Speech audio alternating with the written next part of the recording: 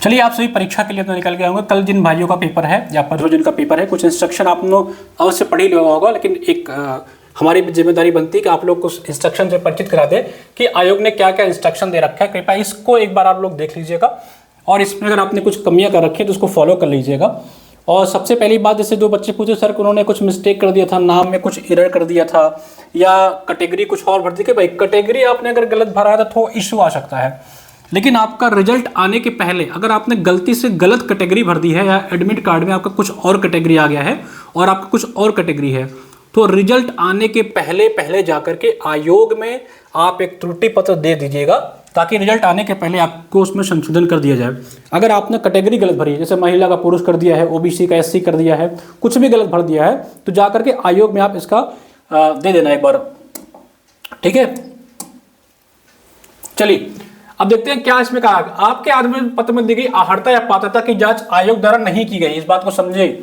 अतः विज्ञापन में वर्णित अर्हता पात्रता के ध्यान पूर्वक पढ़ के स्वयं सुनिश्चित कर लें कि आप पूर्णतः पात्र हैं। मतलब आयोग ने कहा है कि आपने अगर ओबीसी की जगह जनरल कैटेगरी भर दी है या जनरल की जगह आपने ओबीसी भर दिया है, ठीक है, ईडब्ल्यूएस लगा दिया है या जो भी कुछ लगाया है, तो आयोग ने उसकी जांच नहीं करी है, आयोग ने सीधा आपको एडमिट कार्ड दे दिया है। अब आपकी जिम्मेदारी बनती है कि आप पात्र हैं, अगर आप बाद में अपात्र पाए गए, अयोग्य पाए गए, तो आपके जो अभ्यर्थन है उसको निरस्त कर दिया जाएगा।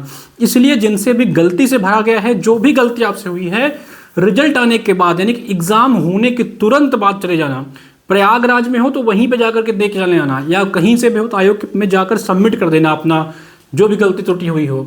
सभी अभ्यर्थी परीक्षा केंद्र पर 3 फोटो, एक पहचान पत्र, जैसे ड्राइविंग लाइसेंस, पैन कार्ड, मतदाता पहचान पत्र, केंद्र राज्य सरकार द्वारा जारी आईडी कार्ड या आधार कार्ड की मूल प्रति यानी कि उसकी ओरिजिनल कॉपी होनी चाहिए, या और उसके साथ साथ आपकी एक फोटो कॉपी होनी चाहिए और मांगे जाने पर आपको प्रस्तुत करना पड़ेगा।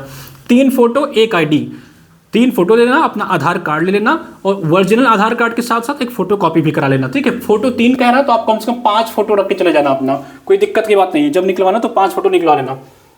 कृपया इस प्रवेश पत्र को परीक्षा के साथ अवश्य लेकर के आए, अन्यथा आपको परीक्षा में बैठने से रोका जा सकता है।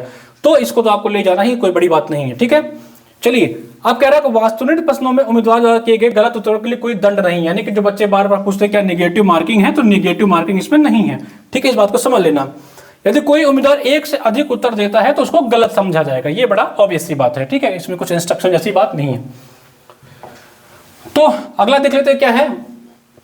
वस्तुनिष्ठ प्रश्नों में उम्मीदवार द्वारा दिए गए गलत उत्तर के लिए कोई दंड नहीं है, ठीक है, ये हमने क्लियर कर लिया। 1 से अधिक आपको उत्तर नहीं लगाना है।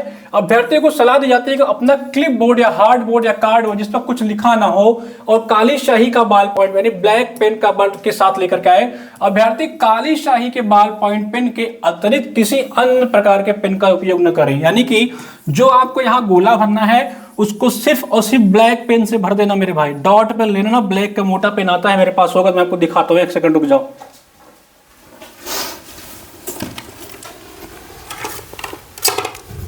ठीक है, मैं दिखा भी देता हूँ। ये मार्केट में ये पेन आपको मिल जाएगी।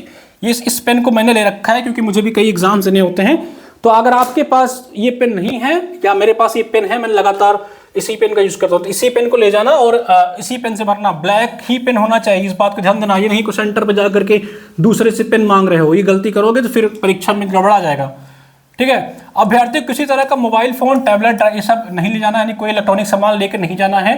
परीक्षा कक्ष में अभ्यर्थी द्वारा किसी प्रकार की सामग्री आपस में आदान प्रदान अनुमान नहीं है, साफ साफ लिख दिया गया है कि कोई चीज मांगोगे नहीं कि सर हमको पेन दिला दो, हमको पेंसिल दिला दो, ये सब नहीं होगा। ये सब कक्षा 2 में होता है, यहाँ पर मत करना है। उपरोक्त बिंदु 1 में बताए गए वस्तुओं का कोई भी अन्य वस्तु अभ्यर्थी केंद्र के बाहर रख देना। मेन पॉइंट यही है कि एक ब्लैक पॉइंट पेन, एक ब्लैक पेन रख लेना, डॉट जो हमने दिखाया यही पेन ले लेना, आधार कार्ड ले लेना, ओरिजिनल और फोटोकॉपी दोनों इसकी, ठीक है, इसकी फोटोकॉपी भी करा लेना और अपनी 5 फोटो ले लेना। आयोग ने 3 कहा, तुम 5 रख लेना, इतना चीज लेके जाना और अपना एडमिट कार्ड। उसके साथ एक और चीज जो आपको ले जानी है वो है आत्मविश्वास। परीक्षा में आत्मविश्वास को जरूर लेके जाना। एक आध चीज यहाँ से भूल जाओगे तो काम चल जाएगा, लेकिन अगर आत्मविश्वास आपका नहीं रहेगा साथ में तो आप आता हुआ सवाल गलत करके आओगे। सभी को शुभकामनाएं एचएन अध्ययन की तरफ से, पूरी टीम की तरफ से। लखनऊ में मैं कल उपस्थित हूँ, जिनका भी लखनऊ में सेंटर है मुझे मैसेज कर लेना, कॉल कर लेना, परीक्षा दे लेना। अगर आप इंटरेस्टेड हो हमारी टीम से मिलने के लिए, मुझसे मिलने के लिए, तो हम आपसे जरूर मिलेंगे। कैसा गया पेपर, अपने पेपर को होने के तुरंत बाद हमें व्हाट्सअप जरूर करिएगा, ताकि आने वाले जो अभ्यर्थी हैं उनको आसानी हो समझने में पैटर्न। ठीक है, 9450 ये मेरा नंबर है, 9450403952, ये HN अध्ययन का ऑफिशियल नंबर। इस पे आप कॉल करके बोल देना कि अभिषेक सर से बात करनी है। ठीक है, अगर मैं उठाऊंगा तो ठीक है, टीम का कोई मेंबर उठाता है तो मुझसे बात हो जाएगी। इसी नंबर पे आप अपने पेपर को व्हाट्सअप कर देना। और सभी को शुभकामनाएं। ये सारी चीज और आत्मविश्वास अपने साथ लेके चलना, सिलेक्शन हो जाएगा तुम्हारा, एक सीट तुम्हारे लिए फिक्स है। चलिए मिलते हैं।